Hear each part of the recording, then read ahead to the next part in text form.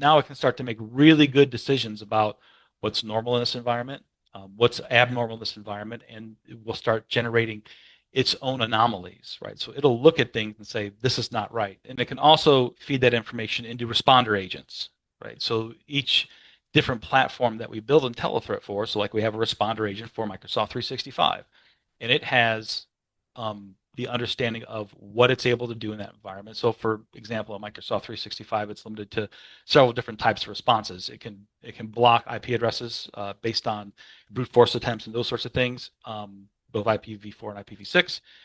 It blocks them if they're part of threat intelligence things and those sorts of things. It can disable an account. It won't delete an account.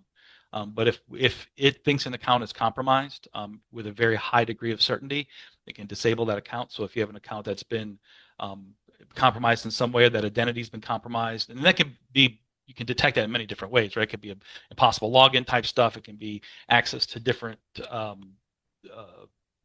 data within inside your Microsoft 365 environment that you don't that user doesn't do normally.